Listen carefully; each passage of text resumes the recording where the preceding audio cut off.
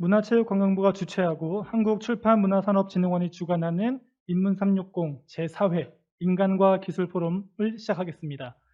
안녕하세요. 저는 오늘 포럼 진행을 맡은 똑똑도서관 관장 김승수입니다. 반갑습니다, 여러분.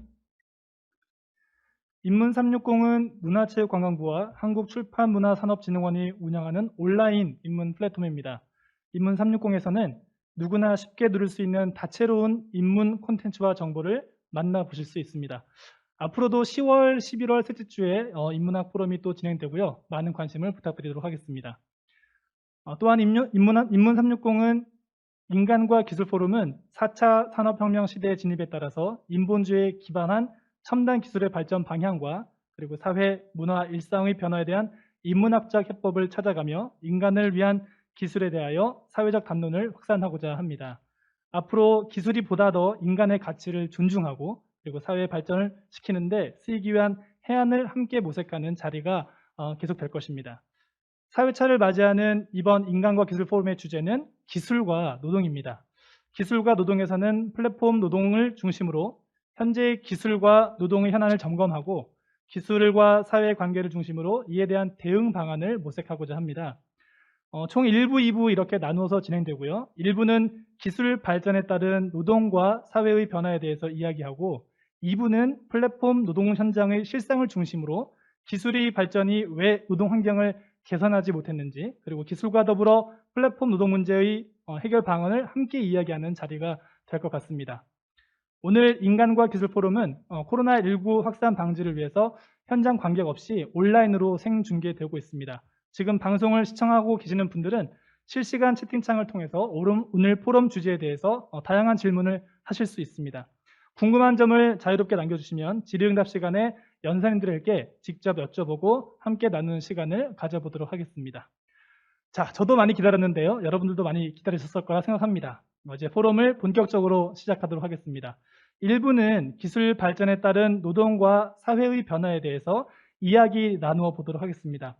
첫 번째 순서로 서울과학기술대학교 기초교육학부 최영섭 교수님을 모시고 기술의 발전은 노동의 개념을 어떻게 바꿔왔는가에 대한 주제를 우리가 듣도록 하겠습니다. 그러면 여러분의 박수 소리는 안 들리지만 여러분들의 뜻과 제 뜻을 모아서 교수님께 발표의 시간을 청하도록 하겠습니다. 네, 반갑습니다. 방금 소개받은 최형섭이라고 합니다. 저는 기술의 역사를 연구하는 기술사 학자고요. 오늘 이제 부탁받은 발표의 주제가 이제 기술과 노동인데, 다들 아시다시피 워낙에 최근에 많은 논의가 있었던 주제였다고 생각을 합니다. 특히 뭐 인공지능이니 아까 방금 사회자 선생님도 말씀하셨지만 뭐 플랫폼이니 이런 새로운 테크놀로지의 등장에 따른 뭐 일부는 기대감, 일부는 우려 섞인 그런 요인들 때문에 관심이 점점 높아지고 있는 주제고요. 그래서 이제 저는 역사적인 관점에서 이 문제를 바라보는 사람이니만큼 좀 긴 호흡으로 이 문제를 어떻게 봐야 될 것인지에 대해서 잠깐 말씀을 드리려고 합니다. 근데 이제 말씀 시작하기 전에 주어진 질문 자체에 대해서 약간 문제 제기를 하는 걸로 시작을 하도록 하겠습니다. 그러니까 이제 기술이라는 단어도 그렇고 노동이라는 단어도 그렇고 굉장히 다양한 스펙트럼이 존재를 하는 그런 개념이죠. 그래서 기술의 발전이 노동의 개념을 어떻게 바꿔왔는가라고 물어보는 것 자체가 이제 좀 더 이렇게 디테일하게 봐야 되는 측면들이 좀 있는 것 같고요. 나아가서 무엇보다도 이제 이 질문에 깔려 있는 과정 중에 하나가 이제 기술이라는 것이 노동의 개념이나 성격을 일방향적으로 영향을 주고 있다는 그런 가정을 좀 깔고 있는 질문이 아닌가 합니다. 그래서 오늘은 이 기술 그리고 노동에 대한 개념에 대한 간단한 논의부터 시작해서 기술과 노동의 관계를 어떻게 봐야 되는지에 대해서 생각해 보도록 하겠습니다. 먼저 기술 정의를 뭐 굳이 하자면 이것도 굉장히 어렵지만 인간의 편의를 위해 자연의 변형을 가해서 무언가를 만들어내는 인간 활동의 총체라고 이야기할 수 있을 것 같습니다. 이렇게 보면은 기술이 근본적으로 노동을 대체해야 될 필요성이 있는 것은 아니죠. 뭐 당연히 뭐 상당수의 그런 그 비율의 기술이 인간 노동을 대체하는 역할을 하는 걸로 알려져 있지만, 사실은 이제 기술 전체 스펙트럼으로 봤을 때는 뭐 일부의 기술은 예를 들어서 증기기관 같은 게 처음 나왔을 때는 인간의 노동을 대체한다기보다는 충력을 대체를 했죠. 그러니까 뭐 소나 말의 노동을 대체하기 위해서 만들어진 것이고, 이제 그렇게 보면은 소와 말은 일종의 또 기술로 볼 수 있는 그런 측면들이 있죠. 그러니까 약간 그런 복잡성을 좀 일단 지적을 하고 싶고요. 아니면은 심지어는 과거에는 아예 불가능했던 어떤 일을 가능케 하는 역할을, 그 상상력의 지평을 넓히는 역할을 기술이 새로운 테크놀로지가 맡기도 합니다. 예를 들면 뭐 우주에 가는 뭐 로켓이라든지 이런 것들은 이전에 가능했던 것이 이 새로운 기술로 대체가 되는 것이 아니라 이제 아예 불가능했던 것이 이제 가능해지는 이제 그런 새로운 지평을 여는 이제 그런 테크놀로지에 해당합니다. 그리고 노동도 마찬가지입니다. 노동도 상당히 개념화하기가 힘든데 뭐 다들 아시다시피 굉장히 다양한 종류와 수준의 노동이 존재를 하겠죠. 그래서 크게 일반적으로 노동 문제에 대해서 관심을 가지시는 분들은 이제 크게 나누어서 인지노동과 그 인지노동이라는 건 이제 우리가 일반적으로 지식노동이라고도 하는 이제 그런 노동과 그다음에 육체노동으로 양분하기도 하고, 뭐 당연히 혼합형도 존재를 하겠죠. 그러니까 일부 이제 육체노동이긴 하지만 그런 지식노동적인 성격이 굉장히 강한 그런 측면도 있을 거고요. 그다음에 숙련도에 따라 가지고 또 구분을 하기도 합니다. 숙련도라는 거는 뭐 숙련노동과 비숙련노동으로 양분하기도 하지만 사실은 뭐 1부터 10까지 스케일을 따라서 굉장히 아날로그하게, 그러니까 숙련도가 올라가는 이제 그런 측면도 있겠죠. 그래서 이제 이렇게 보면은 저기 그 화면의 아래쪽에, 그러니까 그 행렬을 제가 그려놨는데 저렇게 4칸으로 나눠지는 것이 아니라 사실은 이것보다 훨씬 더 많은 다양한 종류의 노동이 있다는 것을 인식을 할 수가 있습니다. 그래서 어쨌든 이 개념의 문제를 보면 여기서 이제 중요한 거는 기술이 변화함에 따라서 거의 항상 자원의 재분배로 이어진다는 점을 강조를 하고 싶은데요. 그리고 그 자원의 재분배라는 그 큰 변화 속에서 노동시장의 변화라는 것은 그 중에 이제 일부의 변화에 해당하는 것이고요. 그러니까 노동시장의 변화 이외에도 뭐 예를 들어서 뭐 성별이나 세대나 인종이나 뭐 이런 여러 가지 구분에 따라서 기술 변화에 따른 뭐 혜택과 영향이 선별적으로 이제 반영이 되는 이제 그런 측면도 분명히 존재를 합니다. 이제 그런 면에서 기술 변화라는 것은 항상 자원의 재분배로 이어지기 때문에 근본적으로 정치의 문제에 해당한다라는 점을 일단 말씀을 드리고 싶습니다. 그래서 이제 기술사라는 분야에서는 뭐 당연하겠지만 노동의 문제에 대해서 꾸준하게 관심을 가져왔습니다. 그래서 특히 이 80년대 초중반에 나온 연구들 중에 이제 기술과 노동의 관계에 대해서 좀 천착하는 연구들이 좀 집중적으로 나온 편이긴 한데요. 이제 그 중에 두 건만 제가 소개를 간단하게 드리겠습니다. 먼저 그 데이빗 노블이라는 분인데요. Forces of Production, 그러니까 생산의 힘, 생산력이라고 이제 번역할 수도 있는데, 2차 대전 이후에 미국이라는 맥락에서 수치 제어 공작 기계라는 새로운 테크놀로지의 도입과 숙련 노동자들과의 관계에 대해서 살펴본 그런 연구입니다.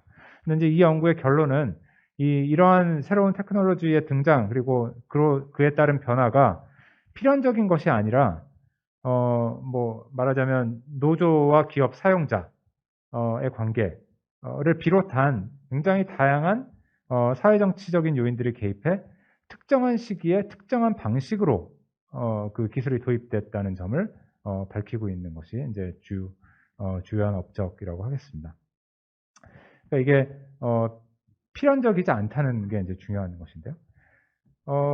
두 번째 연구는 이제 이 연구는 한국에도 굉장히 많이 알려져 있는 연구서인데 루스 코안이라는 기술사학자가 가사 기술에 대해서 살펴봤습니다. 그래서 냉장고나 세탁기, 난로, 뭐 이런 그 집안에서 사용하는 테크놀로지에 대해서 그 주목을 했는데 이제 코안이라는 분이 이제 제기했던 문제가 새로운 기술이 도입됐음에도 불구하고 가사 기술이 도입됐음에도 불구하고 가정주부의 노동 시간은 왜 줄지 않았느냐?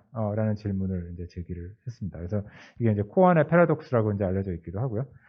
그러니까 이제 이 상황은 어떻게 볼 수 있냐면 이제 어느 정도의 수준의 가사노동이 적절한 수준의 가사노동이냐라는 거에 대한 사회적 합의가 끊임없이 변화를 하고 그리고 이제 그런 변화와 기술 변화가 동시적으로 이루어진다는 것이고요.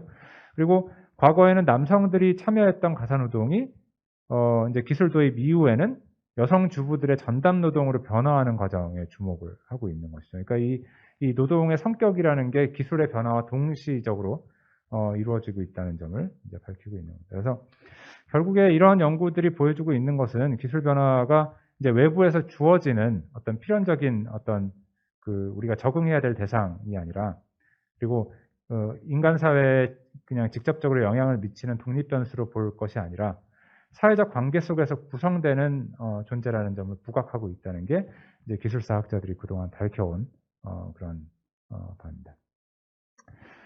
이제 그렇다면은 기술과 노동의 관계에 대해서 일반적으로 사람들이 어떻게 생각을 해왔는지에 대해서 간단하게만 말씀을 드리겠습니다. 그러니까 보통 기술 실업이라는 말이 있습니다. 그래서 technological unemployment라는 표현이 있는데 이제 이게 어떤 얘기냐면 새로운 기술이 등장하면은 이제 기존 직업 중에 이제 일부는 손해를 보겠죠, 당연히. 하지만 이제 이 기술 실업을 어떻게 바라보냐면 이거를 장기적으로 보면은 더 많은 경제 성장을 통해서 더 많은 그리고 더 좋은 직업들이 생겨나기 때문에 이제 단기간에 걸친 피해는 감수를 해야 된다라는 입장이죠. 그리고 그 안에서의 국가의 역할은 이제 그 단기적으로 소외받는 계층들이 이 과도기를 극복할 수 있도록 사회적 안전망을 만들고 뭐 재교육 과정을 거쳐서 새로운 기술적 환경에 적응할 수 있도록 도와야 된다. 뭐 이 정도 얘기가 이제 그동안 이 기술 실업을 둘러싸고 이제 상식처럼 받아들여지던 그런 내용입니다. 이제 그렇다면은 주로 손해를 보는 계층은 어디였느냐? 여기 이제 제가 노동시장의 양극화라고 써놨지만 주로 중간 정도의 숙련도, 그러니까 숙련도를 1부터 10까지 보면 한 중간 정도에 해당하는 그런 숙련도를 가진 직업들이 약간 비대칭적으로 피해를 봤다는 게 이제 그동안 연구된 그런 상황인데 그럼 이제 왜 그런가라는 걸 생각해 보면 저숙련 노동은 임금이 낮기 때문에 기계화나 자동화에 투자를 할 유인이 상대적으로 낮고 그다음에 고숙련 노동은 이제 그 당시에 기술적 한계 때문에 불가능한 면이 있죠. 그러니까 이제 이것도 이제 점점 시간이 갈수록 그리고 기술 수준이 높아지면 높아질수록 고숙련 노동도 대체가 되는 이제 그런 테크놀로지들이 만들어지긴 하겠습니다만 그래도 그렇게 이제 이러한 그 한계들 때문에 이 중간급 숙련도를 가진 직업들이 대표적으로 피해를 본다. 라는 게 이제 일반적으로 알려져 있는 사실입니다. 이제 문제는 이제 앞으로도 그럴 것이냐라는 게 이제 문제죠.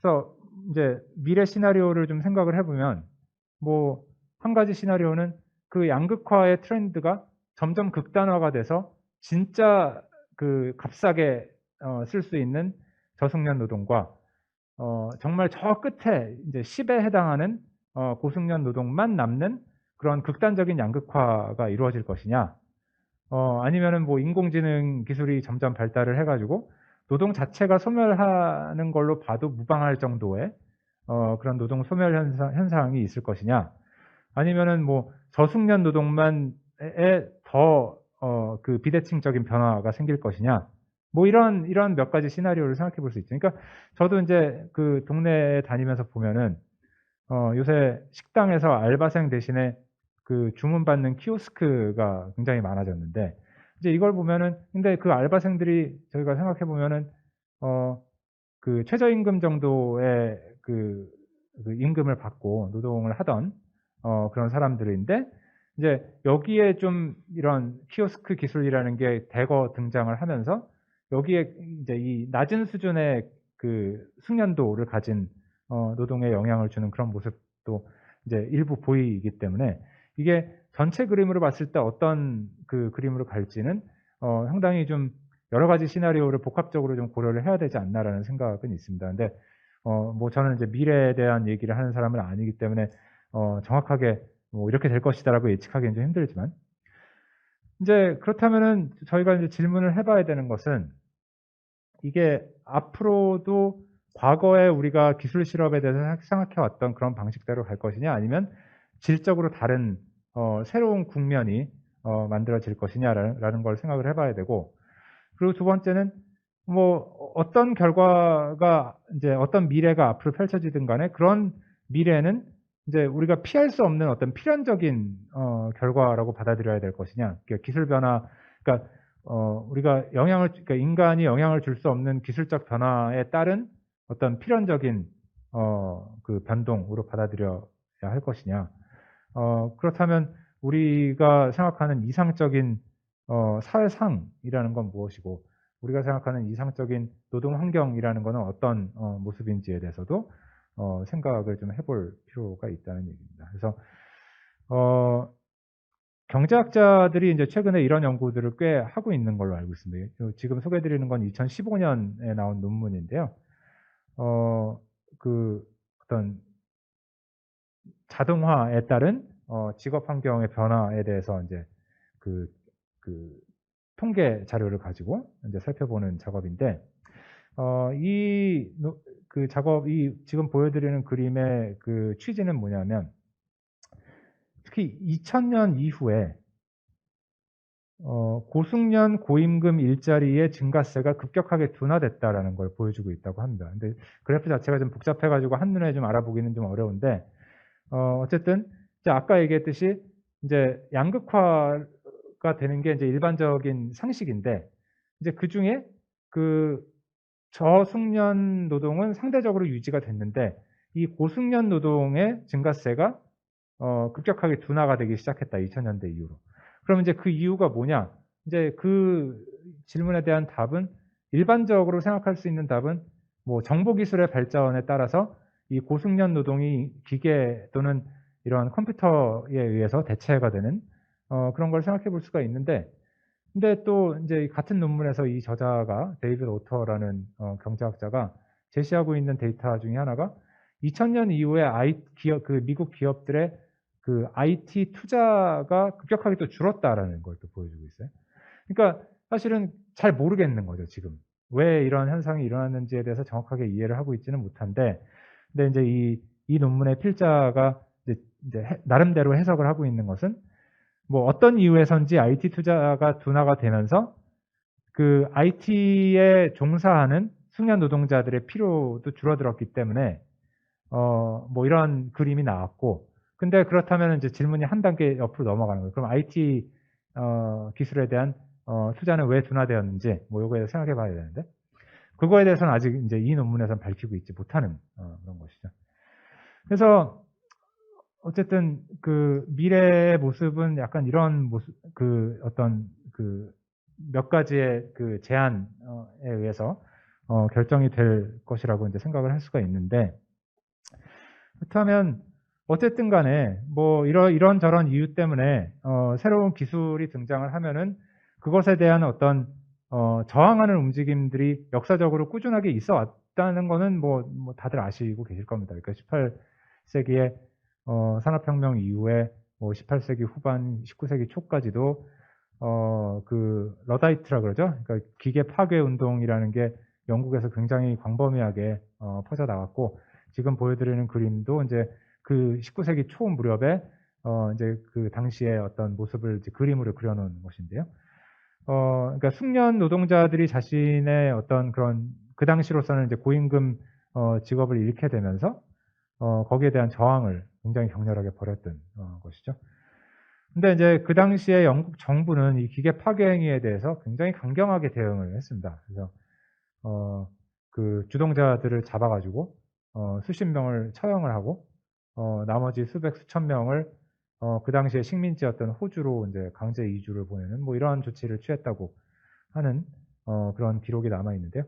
하여튼 강경 대응을 했고, 뭐 당연히 이제 1980년대 이후에 이제 그 개인용 컴퓨터가 등장을 하면서 또 한 번 이런 비슷한 논의가 있었죠. 이제 많은 사람들이 직장을 잃었고 뭐 이제 그에 따라서 뭐 재교육 과정을 만들어야 된다라는 논의가 있었고, 뭐 아까 말씀드린 그런 기술 실업에 관련된 정부 역할을 강조하는 그런 입장들이 그래서 이런 여러 가지 이유로, 그러니까 이건 뭐 단지 뭐 직업을 잃고 말고의 문제를 포함해서 이제 여러 가지 이유로 이제 그 기술에 대한 저항이 일어나기도 하다는 것이 이제 이 지금 보여드리는 책에서 이제 제기하고 있는 것인데, 그러니까 뭐 예를 들면 뭐 원자력 기술에 대한 저항이라든지 뭐 생명공학, 뭐 새로운 뭐 그 GMO에 대한 약간 반발심이라든지 뭐 이런 것들의 일부로 이제 그 어떤 그 노동 대체형 기술에 대한 저항을 좀 볼 필요가 있지 않나라는 생각이고요.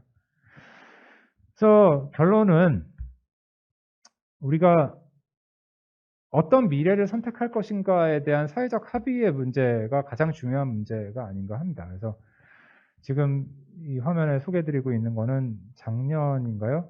4차 산업혁명위원회 대통령 직속 위원회에서 대정부 권고안을 이제 냈는데, 평범한 엔지니어보다 수배, 수십 배 성과를 내는 최고의 소프트웨어 엔지니어를 양성하는 것이 이제 그 나아가야 될 길이다라고 제시를 하고 있는데, 이제 이 말을 이제 곰곰이 생각을 해보면 결국에는 이 양극화를 피해서 점점 이 노동 대체의 효과는 고숙련으로 이동을 해오고 있는데 점점 더 고숙련 인력으로 피하자라는 것이죠. 그래서 말하자면 1980년대, 90년대에는 4년제 대학 정도 나왔으면 피할 수 있었고, 그 다음에 90년대, 2000년대에는 석사학위 정도 받을 수 있었다면, 이제 2010년, 2020년이 되면 뭐 석박사학위를 받는 걸 넘어서 이제 수십 배 성과를 내는 최고의 소프트웨어 엔지니어가 되지 않으면 그걸 피할 수 없다. 뭐 이런 식의 말로 들려서 이게 이렇게 가는 게 과연 적절한가, 우리가 원하는 미래인가라는 거에 대해서 좀 생각을 해볼 필요가 있을 것 같고,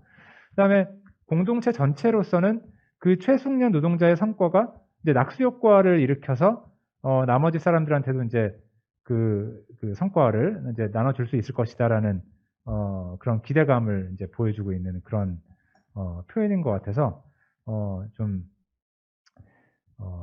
적절하지 않지 않나라는 생각을 해본 적이 있습니다. 그래서 우리가 그 18세기부터 20세기간에 걸쳐가지고 우리가 그 시기를 기계 시대라고 일반적으로 얘기할 수 있다면, 그동안 우리는 인간을 기계와 유사하게 만드는 데 치중해 왔다고 볼 수가 있죠. 그래서 학교의 주입식 교육이나 뭐 공장의 이른바 포드주의 생산 양식 같은 것들이 모두 인간의 움직임을 기계의 리듬에 맞춰가지고 그 기계와 공존할 수 있는 인간을 교육하는 것이 목표로 설정돼 있었다고 볼 수가 있습니다. 그러면 이게 앞으로 인공지능 시대가 오면은 인공지능과 공존할 수 있는 인간을 만드는 방향으로 그 교육의 목표를 정해야 할 것이냐, 뭐 이런 문제에도 좀 고민을 해볼 필요가 있을 것 같고요. 그래서 마지막으로 드리고 싶은 말씀은, 제가 일본 뭐 도쿄의 이제 지하철에 가보면 전철 플랫폼에 거의 항상 한두 명의 역무원들이 서 있는 걸 볼 수가 있습니다. 그러니까 이게 바로 선택의 문제라는 것이죠. 그러니까 기계와 자동화의 진전에 따라서 인간의 노동을 점점 삭제해 나가는 방식으로 갈 것이냐, 아니면은 설령 우리가 그 정도의 기술력을 갖추고 있다고 하더라도 인간의 노동이 갖는 그런 힘을 유지하려고 조금이라도 노력을 해야 할 것이냐, 라는 선택의 문제고요. 그래서 미래에는 이제 어쩔 수 없는 기술 발전에 우리가 적응을 해야 되는 하는 그런 생각이 아니라 이제 우리가 원하는 미래를 스스로 선택해서 만들어 나가야 된다는 생각으로 나아가야 되지 않나 생각합니다. 이상입니다. 네, 여러분 들어보시니까 어떠신지 모르겠지만 저도 초집중해서 지금 들었거든요. 그런데 아마 이제 인문학적인 질문도 많이 받았고, 앞으로 우리가 기술과 인간이 어떻게 공존해야 될 것인가, 또는 인간 중심이 무엇인가, 뭐 이런 선택에 대한 여러 가지 기로에 있는 것 같습니다. 그래서 여러분들은 어떨지 모르겠지만 저는 이런 질문들을 통해서 우리가 누군가에게 답을 듣기도 하겠지만 자기 스스로도 한번 고민해 볼 수 있는 시간을 가져보면 어떨까, 그 생각을 해봅니다. 말씀을 듣다 보니까 기술의 변화가 필연적인 것이 아니라 사회적인 맥락 안에서 또는 정치적인 이해관계에서 또 해석되는 부분이 있을 것이고, 우리가 기술적인 변화에 따라서 우리가 그냥 모르고 지내고 그냥 남들이 하는 대로 살아갈 것이 아니라 자기 중심을 잡고 우리는 어떻게 살면 좋을지에 대한 자기 질문과 답을 찾아보는 시간을 가져보면 좋겠습니다. 그럼 지금부터는 인간 중심 노동을 위한 기술의 조건이라는 주제로 일부 토론을 같이 이어가 보도록 하겠습니다. 알쏭달쏭했던 것들이 더 알쏭달쏭해질 수도 있고, 그리고 거기에 대한 어떤 시원함을 얻을 수 있을 것 같은데, 여러분들은 생중계를 지금 시청하고 계신 분들은 채팅을 통해서 질문을 남겨주시면은 시간이 되는 한 몇 분의 질문을 받고 저희가 연사님들에게 질문을 또 드리도록 하겠습니다. 먼저 함께 토론에 참여해 주실 분들을 소개해 드리도록 하겠습니다. 경희대학교 비교문화연구소 김재인 교수님 자리해 주셨습니다. 네. 여러분 박수 소리 안 들렸지만 옆에서 지금 서로 박수를 조금씩 치고 있습니다. 자, 두 번째 울산과학기술원 인문학부 김효민 교수님 자리해 주셨습니다. 네, 이번엔 두 분이 같이 박수 쳤습니다. 네. 먼저 최영습 교수님의 주제 발표를 두 분은 어떻게 들으셨는지 궁금한데요. 경희대학교 비교문화연구소 김재인 교수님의 말씀을 들어보도록 하겠습니다. 예, 안녕하세요. 저는 김재인입니다. 철학하고 있고요. 근래 인공지능, 뉴노멀 이런 이제 주제들을 다룬 책을 출판하기도 했습니다. 제가 오늘 최영섭 선생님 그 발제를 들으면서 기술은 사회 안에서 진화한다라는 어떤 생각이 떠올랐는데요. 제가 이런 그 이야기들을 들려드리기 위해서 제가 오랫동안 연구해 왔던 프랑스의 현대 철학자 들레즈, 과타리 이런 분이 있는데 이 두 분이 1972년에 안티오디푸스라는 책을 썼습니다. 여기서 기술을 이해하는 아주 독특한 시각을 제공했고요. 그 시각이 오늘의 주제, 기술과 노동, 이 주제를 다루는데 굉장히 유용할 것 같아서 그 이야기를 조금 소개해 드리면서 시작하면 좋을 것 같습니다. 이 두 사람의 철학자는 기계를 굉장히 독특하게 정의를 합니다. 우리가 기계 그러면 보통 기술적인 산물 이걸 떠올리게 되고요. 가령 뭐 여러분들하고 지금 만나고 있는 이런 정보통신 기술 그리고 이제 각종 스마트 디바이스, 스마트폰, 노트북 이런 것들 떠올리게 되는데 들레즈와 과타리는 그렇게 이해하지 않습니다. 어떤 부분들이 모여서 그 기능을 어떤 효과를 산출하면 그게 기계다라고 이해를 합니다. 그러니까 좁은 의미의 기술 기계를 개념을 확장한 거죠. 그러면서 이제 그 도입한 개념이 사회 기계라는 용어입니다. 말하자면 사회라는 것도 하나의 기계라는 거죠. 우리가 기계를 떠올릴 때 이상하다. 사회가 왜 기계인가? 너무 딱딱하고 경직된 견해가 아닌가. 물론 그렇다고 해서 기계라는 게 꼭 어떤 결정론적인 방식으로 작동한다 이렇게 이야기할 필요는 없습니다. 사회 속에는 당연히 여러 가지 기술 기계도 함께 존재하지만 동시에 인간이라는 굉장히 중요한 어떤 구성물 또는 부품도 존재한다 이렇게 볼 수 있습니다. 인간과 기술 기계와 여러 가지 것들이 함께 어우러져서 작동하는 그런 것을 사회 기계라고 이제 부른다 이렇게 이제 표현할 수 있고요. 시대마다 다릅니다. 오늘날 우리 시대 이 사회 기계 어떤 대표는 이제 자본주의라는 기계라고 할 수 있습니다. 이 자본주의 기계에서는 사실은 어떤 최고 경영자, CEO마저도 이 커다란 작동의 한 부품에 이제 불과하다 이렇게 얘기할 수 있겠고요. 존재하는 모든 인간과 어떤 기술 기계들이 이제 다 이 자본주의 사회를 작동케 하는 부품이다 이렇게 볼 수 있습니다. 들레즈 과타리는 이 기술 기계는 항상 사회 기계 안에서 작동하고 의미를 갖는다 이렇게 이야기합니다. 자, 무슨 말이냐? 기계라는 거는 인간이 굳이 기술 기계라는 건 굳이 뭐 이렇게 제어하거나 뭐 좌우하지 않더라도 알아서 작동하는 측면이 굉장히 많이 있습니다. 가령 이제 시계라는 걸 한번 생각을 해보세요. 시계라는 거는 인간이 하지 못하는 어떤 균일한 시간, 이것을 측정하는 그런 기술 기계입니다. 근데 이제 흥미로운 것은 이 시계라는 게 어떤 사회 속에서 기능하고 작동하느냐에 따라서 전혀 다른 방식으로 그 어떤 또 다른 어떤 효과, 기능 이것을 이제 산출한다는 거죠. 가령 오늘날 생각해 보세요. 시계라는 것은 이 사회 또는 이 지구의 이 인간 전체를 좌우하는 어떤 표준 시간을 재생합니다. 그러니까 표준을 설정해서 가령 여러분들하고 지금 우리 포럼이 함께 소통할 수 있었던 것도 같은 어떤 시계를 통해서 표준에 따라서 몇 시에 만나자, 2시에 만나자 라는 식으로 되었기 때문에 작동할 수가 있습니다. 이 회의, 이 포럼이라는 게 그런 식으로 이 시계라는 게 현대 사회에서는 표준 시간을 재생하고 도시의 질서를 확보하고 또는 이 지구상의 질서를 확보하는 그런 방식으로 기능한다. 이렇게 얘기할 수 있습니다. 자, 그리고 이제 사회기계는 좀 더 이제 나아가 보자면 한 사회 속에서 이 기술 기계들을 조직하고 제어하는 그런 측면을 갖고 있습니다. 말하자면 기술 기계가 사회의 변화를 갖고 온다기보다는 이 사회 자체가 기술 기계의 어떤 가동을 좌우한다. 아까 최영섭 선생님도 그 말씀을 하셨는데 노동자와 사용자 관계 속에서 이제 기술 도입이 결정되는 뭐 이런 식의 상황인 거죠. 과거에도 대장장이나 천문학자 이런 사람들은 사회적인 압력, 그러니까 자본주의 전 단계였죠. 그런 것 때문에 발전을 제약받았습니다. 심지어 광산이 개발되다가 이제 폐쇄되기도 하고요.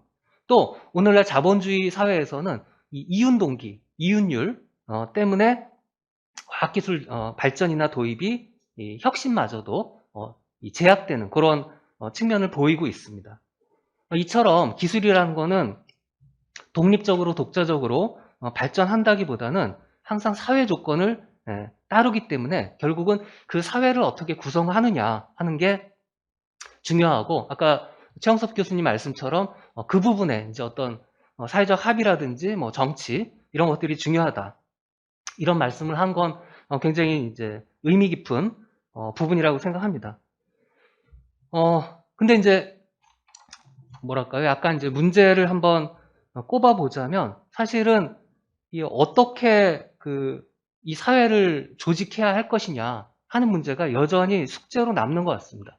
가령 이 사회가 추구해야 될 이제 중요한 가치라는 게 무엇이어야 하는지 이 리스트를 우리가 충분히 이제 확보하고 그것을 향해서 가려고 하지 않는다면 어찌 보자면 기술은 현재 그런 것처럼 자본의 이익을 위해서만 조직되는 그런 방향으로 이제 갈 게 분명합니다. 이 과정에서 어떤 노동의 뭐 소외란 표현 뭐 어떨지 모르겠지만 그런 것들이 이제 점점 가속화되고요.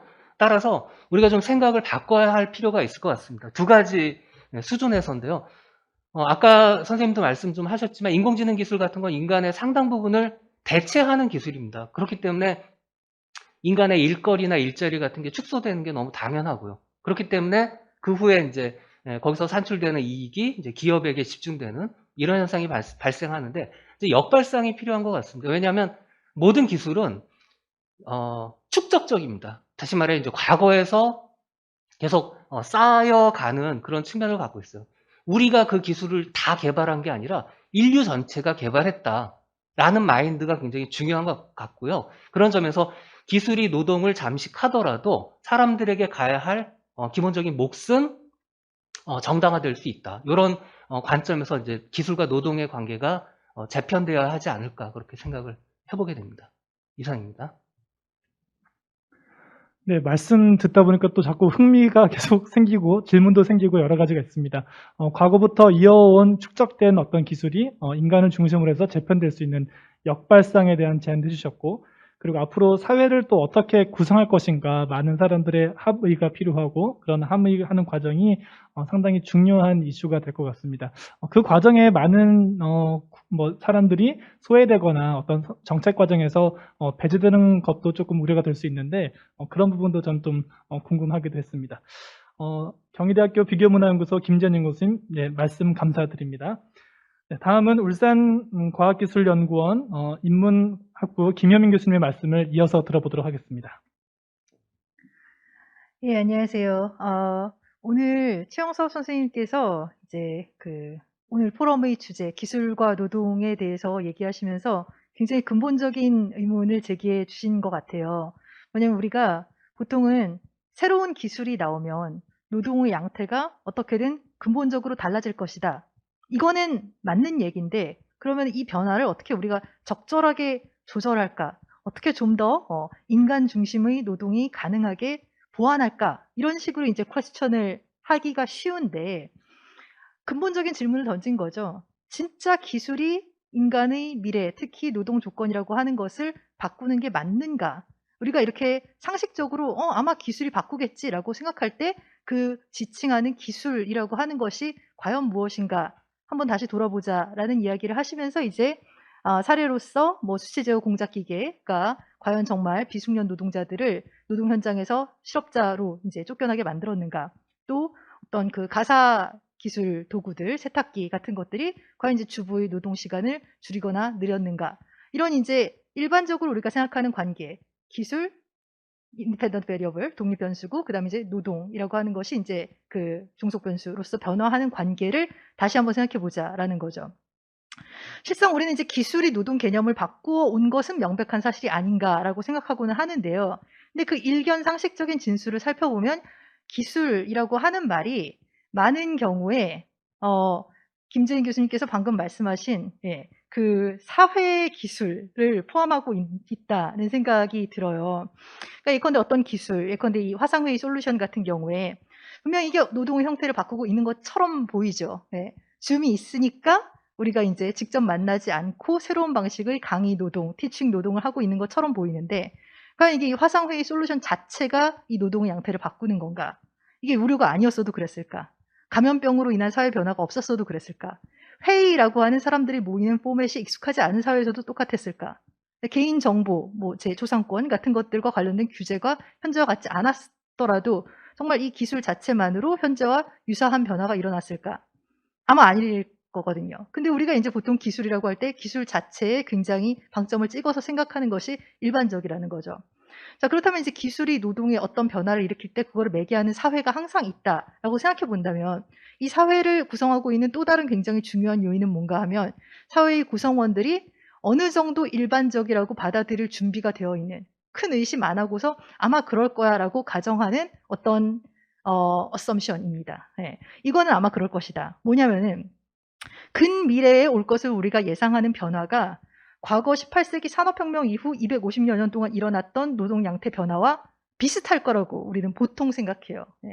혹은 리니어하게 갈 것이다 라고 생각하는데, 근데 사실 근거는 없어요. 근데 우리가 이 가정을 상당히 비교적 손쉽게 받아들입니다. 근데 이 연속성이 클 것이다 또는 크지 않을 것이다라는 미래 예측은 적중하기 어렵지만 연속성이 아마 클 것이다라고 현재 우리가 받아들이고 있는 이 상식이 우리가 기술과 맺는 관계를 변화시키는 거, 이거는 이미 그 자체로 우리가 맞닥뜨려야 하는 현실이죠. 그래서 우리가 이 질문을 진지하게 해보아야 할 겁니다. 뭐냐면은 18세기 산업혁명 이후와 유사한 심대한 노동 양태 변화가 새로운 예컨대 인공지능 기술에 의해서 현실화될지 아닐지 우리가 알 수는 없어요. 그렇지만 이 문제를 제기해야 되는 겁니다. 왜냐하면 우리가 어떤 자기 충족적인 예언을 지금도 만들고 있는지도 모르거든요. 이른바 이제 기술이라고 하는 것, 여기서 기술이라고 하는 것은 역시 이제 기술 그 자체라기보다는 정말 사회와 기계의 이 혼합체들이 만들어내는 변화와 관련해서 우리가 어떤 가치들은 상당히 실현 가능할 것으로 상정을 하는지, 기꺼이 상정을 하는지, 또 어떤 가치는 아마 어려울 텐데 라고 상식적으로 받아들이게 되고 있는지, 그러한 가정이 어떤 식으로 퍼져나가고 있고 누구에 의해서 퍼져나가고 있고 누구에 의해서 수용되고 있는지, 이런 질문들을 하는 것이 굉장히 중요하다라는 생각이 들고요. 우리가 이제 실현 가능하다라고 쉽게 믿는 것들이 있어요. 예컨대 이제 AI를 도입하면은 사람이 평가하는 것보다 좀 더 공정하고 객관적이고 중립적인 평가가 가능할 것이야 라고 생각을 할 수가 있고, 기술이 이렇게 심대하게 노동의 변화를 일으키는데 인간 중심 노동이라는 것이 과연 가능할까? 리니어하게 계속 산업혁명 시대에 러다이트 무브먼트가 일어났어도 실직자가 생겼듯이 똑같은 일들이 오히려 좀 더 빠르게 일어나는 게 아닐까라는 식으로 어떤 것은 우리가 상식으로 받아들이는데, 이때 우리가 이제 실현 가능하다고 혹은 실현하기 매우 어려울 것이라고 믿는 어떤 범위의 한정이나 확장을 일으키고 있는 경제적인 조건은 무엇이고 사회적인 조건은 무엇이고 또 법적인 장치들은 어떤 것인지에 대한 검토를 우선 우리가 지속적으로 하고 그리고 나서 이제 이 이른바 경제적, 사회적, 법적 장치들과 조건들과 맥락들에 대해서 어떤 변화를 일으킬 수 있을 것인지 그러한 논의를 지속시켜 가야 할 필요가 있다라는 생각을 합니다. 네, 이상 마치겠습니다. 네, 말씀 또 드린 거 또 재밌어요. 계속 재밌는데 여러분들은 어떠신지 모르겠습니다. 지금 이제 나와 있는 뭐 토론 이야기 그리고 여러분들이 채팅창에다가 질문을 적어주시면은 잠시 후에 또 이야기를 또 이어나가도록 하겠습니다. 울산과학기술원 인문학부 김효민 교수님의 말씀 잘 들었습니다. 두 분 말씀 들으시고 최영석 교수님께서 하실 말씀이 혹시나 더 있으시면은 짧게 한 말씀 더 부탁드리겠습니다. 예, 뭐 사실은 저보다는 두 분 선생님들이 훨씬 더 전문가이신 걸로 제가 잘 알고 있기 때문에 사실은 같은 얘기를 반복하는 정도에서 한 말씀만 덧붙이자면은 하나는 이제 김효민 선생님 말씀하신 것처럼 그러니까 이건 이제 저도 이제 하고 싶었던 얘기인데 기술에 뭔가 그러니까 테크놀로지 기술에 뭔가 특권적인 지위를 부여하려는 사람이 있다면 그 사람이 하는 말은 일단 좀 의심을 하고 봐야 되는 것이 아닌가라는 생각입니다. 그래서 그러니까 저 사람은 왜 기술에 대해서 이것은 필연적인 변화이고 우리는 거기에 적응해야 된다고 이야기를 하는가? 혹시 이해관계가 있나? 뭐 이런 생각들을 좀 해볼 필요가 있지 않나라는 생각이 들고요. 왜냐하면 이런 종류의 담론들이 굉장히 사회적으로 쉽게, 그러니까 이건 뭐 한국뿐만이 아니라 전 세계적으로도 상당히 쉽게 받아들여지고 있는 담론인데, 이게 사실은 알고 보면은 꼭 그렇진 않다는 것이 또 많이 알려져 있는 그런 것이기 때문에 어떤 의도가 깔려 있는지에 대해서 생각해 볼 필요가 있다라는 거고요. 김재인 선생님 말씀에 대해서는 제가 뭐 철학 쪽으로는 거의 문외한에 가깝습니다만은 제가 이해하기로는 그러니까 이런 그러니까 기술과 노동에 관련된 문제가 왜 최근에 들어서 유독 제기가 되는가 라는 걸 생각해 보면 점점 더 고숙련 노동으로 침투해 들어온단 말이죠. 뭐 인공지능이니 뭐니 뭐 이런 것들을 통해서 새로운 기술적 성취들을 통해서 침투돼 들어오고 있는데 여기에 영향을 받는 사람들이 점점 더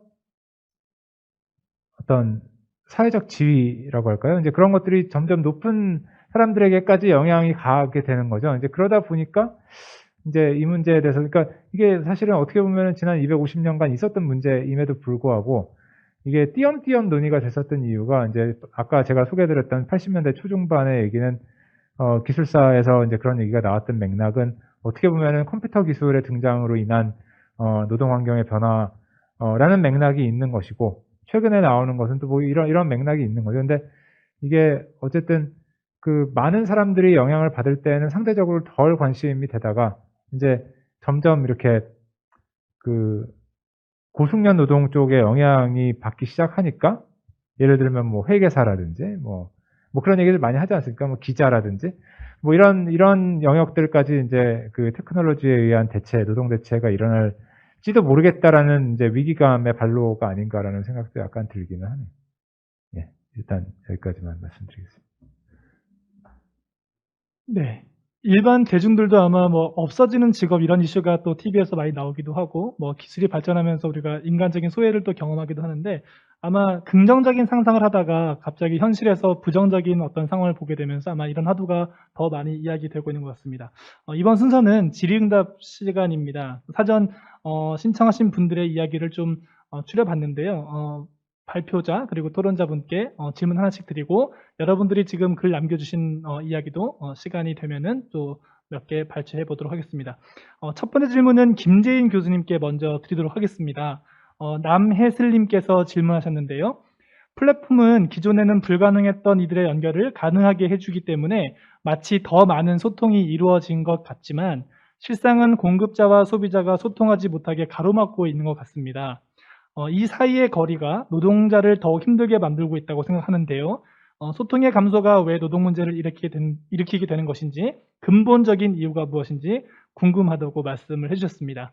교수님 답변 부탁드리겠습니다. 예, 질문 고맙습니다. 근데 저는 좀 다르게 생각해 볼 필요가 있지 않나 하는 부분이 있는데요. 뭐냐면 소통의 감소 또는 소통이 가로막힌다라고 하셨지만 실제로 그러한가? 오히려 이런 뭐 플랫폼이라든지 이런 걸 통해서 소통이 더 이렇게 많아진 거 아닌가 하는 생각이 들어요. 근데 이제 문제는 뭐냐면 그런데도 불구하고 왜 노동자가 거기서 이제 희생 당하느냐 이게 이제 과제인 것 같습니다. 소비자들은 상대적으로 과거보다 선택의 가짓수가 많아지고요. 공급자들은 이렇게 소비자들의 선택을 받을 수 있는 기회가 많아지고 있습니다. 그러나 중요한 문제는 그 공급자와 소비자를 연결하는 그 플랫폼 기업들이 일종의 수수료를 이제 떼어가고 거기서 어떤 이윤을 창출하려고 한다는 거죠. 그것이 이제 가장 큰 문제가 아닌가 싶고요. 그 지점에 노동자가 위치해 있기 때문에 문제다라고 생각이 듭니다. 그래서 이 플랫폼에 이제 다른 플랫폼도 다 마찬가지고요. 이제 배달도 마찬가지고 뭐 다른 우버나 뭐 에어비앤비 같은 그런 종류의 플랫폼도 마찬가지인데 과연 그 수수료 또는 어떤 그 기업의 이윤 추구 부분을 어떻게 사회적으로 제어할 건가, 관리할 건가 하는 게 큰 이슈일 것 같습니다. 그 부분을 사회적으로 적절하게 통제한다면 노동자에게도 이제 혜택이 돌아가고 그럼으로써 결국 공급자, 개별 기업들, 그 가게, 소상공인들이죠. 그리고 소비자, 그리고 이제 그 매개하는 노동자 모두가 이익을 볼 수 있는 더 나아질 수 있는 그런 방향으로 갈 수 있지 않을까 그런 생각이 듭니다.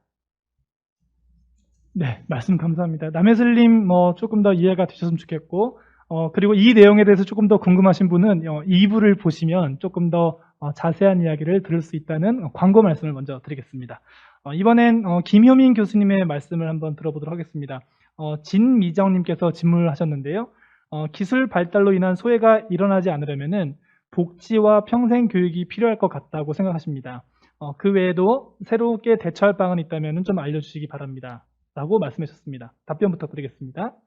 예, 질문 감사합니다. 예, 굉장히 중요한 질문이죠. 기술 발달로 인한 소외라고 하면은 뭐 아까 키오스크 말씀하셨지만은 저도 어떤 때는 잘 못 쓰겠어요, 정말. 예. 그러니까 이런 어떤 새로운 기술들에 어떻게 베너핏, 그러니까 혜택을 잘 받지 못하고 오히려 그것이 이제 부담이 되는 사람들을 위해 가지고 우리가 복지를 하고 평생 교육이 중요할 것 같은데 그것만 가지고 왠지 좀 부족할 것 같다. 뭐를 더 해야 될까라고 어떤 위기감을 표현하신 것 같아요.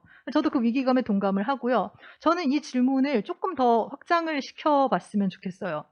복지가 중요하다라고 할 때 우리가 복지를 해주는 주체를 누구라고 생각하는 건지, 또 평생 교육이 필요하다고 할 때 역시 또 이제 평생 교육을 누가 해주고 누가 공급을 해주고 또 그 공급되는 평생 교육이 적절한 가격에 적절한 접근성에 배분될 수 있도록 또 누가 보장을 해주고 또 그 평생 교육을 받는 사람들도 뭐 수업료도 수업료지만 가서 교육을 받는다는 것 자체가 부담이잖아요. 이 모든 부담들을 어떤 식으로 이제 재분배할 것인지 이것들에 대해서 사실은 논의가 되어야 하는 거라고 생각되거든요. 네. 복지와 평생 교육이 필요하다라고 했을 때 우리가 정말로 어떤 방식으로 누가 부담하는 또 누가 그로 인해서 혜택을 보는 그런 복지와 평생 교육이라고 하는 것을 생각하고 있는 것인가. 그 논의를 먼저 했을 때 그것들이 메꿀 수 없는 틈이라고 하는 것은 그러면 어떤 또 엑스트라 메저를 통해 가지고 대처할 수 있겠는가 하는 논의가 좀 더 이제 내용을 갖추게 될 수가 있을 것 같아요. 그 다음에 이제 그 기술 발달로 인한 소외라고 하는 것은 역시 이제 계속해서 이어지는 이야기이지만 이게 이제 불가피하지 않다라는 가정이 있어야지 사실은 여기에 이제 대처를 하는 방안이라고 하는 것들이 더욱 적극적이고 좀 더 이제 포괄적이 될 수 있지 않을까라는 생각을 해봅니다. 이상 마치겠습니다. 네, 진미정님의 질문을 통해서 또 사회적인 합의와 그리고 사회적인 수기 과정이 더 많이 필요한 이슈가 또 되는 발문이 되었지 않나 생각됩니다. 저희 아버지도 뭐 여러 가지 티켓팅 많이 하시는데 실제로 연세가 많은 분들도 되게 어려운 부분이 많거든요. 그래서 우리가 배제되지 않고 소외되지 않고 포괄할 수 있는 인간 중심을 한 번 더 생각할 수 있는 계기가 되면 좋겠습니다. 이번엔 사전 질문 마지막인데요. 최영석 교수님께 질문을 드리도록 하겠습니다. 김상훈 님께서 질문하셨는데요. 현 상황을 보면은 새로운 기술의 발전에 따른 노동력도 양극화되고 있는 것 같습니다. 어떻게 이런 사회 문제를 해결하고 더 나은 사회를 만들 수 있을지 의견을 듣고 싶습니다. 답변 부탁드리겠습니다. 네, 양극화 문제는 제가 이제 본 발표 때도 이제 일부 말씀을 드린 내용이긴 한데요. 더 나은 사회를 만들 수 있으려면이라는 질문은 일단은 더 나은 사회가 뭔지에 대해서 생각을 해야겠죠. 그래서 어쨌든 오늘 제가 드리고자 했던 그런 말씀은 그 기술 변화의 필연성에 대해서 우리가 받아들일 필요가 없다라는 일단은 그 점을 가장 강조를 하려고 했던 것 같고요. 물론 이제 그 사회적인 합의에 의해서 이제 그러니까 우리가 예를 들어서 기술을 엄청나게 발달시키자고 사회적으로 합의를 한다고 해서 기술이 발달하는 건 아니겠죠, 당연히. 그리고 이제 특정한 방향으로 발전을 하는 것도 아니고, 이제 그런 약간의 제약 조건은 당연히 있지만, 그래도 부분적으로 이 기술 변화와 그에 따른 사회적 변동을 우리가 이제 모종의 사회적 합의를 통해서 이제 우리가 이상적으로 생각하는 어떤 미래를 선택할 수 있다고 생각을 한다면,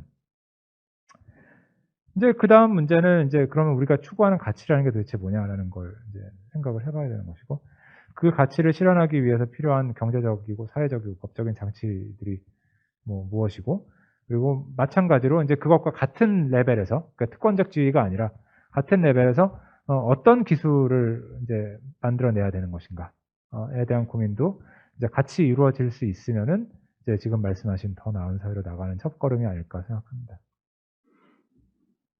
네, 미래가 예측이 되진 않지만 어쨌든 우리가 바라는 세상에 대해서 그리고 인간이 중심이 되고 기술의 발전을 잘 활용할 수 있는 사회적 맥락을 잘 만들 수 있는 과정이 필요하지 않나 이런 말씀을 또 해주신 것 같습니다. 지금은 또 여러분들이 지금 실시간으로 채팅으로 옮겨 질문을 주신 분이 두 분이 계십니다. 지금 사실은 토론자와 발제자 누구에게 질문이 갈지 모르겠지만 세 분에게 공통적으로 질문을 드리고 말씀이 가능하신 분들이 먼저 마이크를 잡으시고 말씀을 해주시면 좋겠습니다. 먼저 이경원님께서 글을 주셨습니다. 먼저 감사드리고 달라지는 노동 환경에 따른 정책이나 사회 제도적 장치가 마련되어야 한다고 생각합니다. 현재 우리나라 시스템은 어느 수준에 있는지 그리고 어떤 방향으로 나가고 있는지요? 이렇게 물어봤습니다. 누가 답변해 주시면 좋을까요? 그러면 제가 찍는 권한을 가지는 것으로 하고 네. 그러면 김재인 교수님께서 말씀해 주시겠습니다. 좋은 질문이신데요. 지금 한국의 정책이나 제도적인 장치라는 게 사실은 한국이 현재 와 있는 위치에 비해서 상당히 후진적이다라고 말씀드릴 수 있겠습니다. 그러니까 우리가 지금 처해 있는 상황은 상당히 기술적으로도 그렇고 경제적으로도 그렇고 이제 선진적인 위치에 와 있는데도 불구하고 그 정책을 마련하는 이제 사회 지도층, 엘리트, 그다음에 관료들, 정치인들 경우에는 아직도 30, 40년 전에 한국을 떠올리고 있는 그런 형국입니다. 그래서 가령 이번에 우리 그 사회의 특징으로 이야기되는 사람 갈아넣기라는 게 결국 방역을 성공적으로 이렇게 이끌어왔던 그 많은 의료인들, 그다음에 소상공인들, 시민들에게 이렇게 되돌아가지 못하고 있는 그런 상황, 그런 게 이제 대표적이지 않나 싶고요. 따라서 우리의 격에 맞는 그런 정책 마인드, 그리고 이제 제도적인 어떤 그 장치의 마련, 이런 것들이 시급하다, 이렇게 진단이 됩니다. 혹시나 이 영상을 보고 있는 또 엘리트라고 말씀하신 어떤 이제 결정권자 분들은 또 잘 수렴하셔서 우리가 이제 생겨나는 새로운 문제들 그리고 기술의 발전에 따라서 더 좋은 제도와 장치들을 마련해 주시기를 부탁드리겠습니다. 이어서 마지막 질문인데요. 양정수님께서 질문 주셨습니다. 인공지능, 메타버스 기술 등 점점 고도화되는 기술의 발전에 대하여 따라가지 못하는 보통 직장인의 시각에서 보면 노동의 현장은 이러한 고도화되는 기술이 산업 분야에 따라서 피부에 와닿기도 하면서 관계가 없게 느껴지기도 합니다. 평범한 노동자로서 이처럼 고도화되고 있는 기술 발전에 대하여 어떻게 바라보고 대응하며 준비해 가야 할지 궁금합니다. 라고 말씀해 주셨습니다. 김효민 교수님 말씀 가능하실까요? 예, 중요하면서 어려운 질문이네요. 사실 신기술이라고 뉴스에 나오는 것들 중에서 피부에 와닿지 않는 기술이 많을 수 있겠어요. 예. 근데 그럴 때 이제 우리가 할 수 있는 생각은 뭐냐면, 저렇게 대단한 기술들이 이제 몰려오는데, 우리가 별로 할 수 있는 일이 없는 게 아닐까. 근데 제가 약간의 공부를 해본 바로는 그 인공지능과 관련해서도 이른바 아티피셜 인텔리전스와 관련해서도요.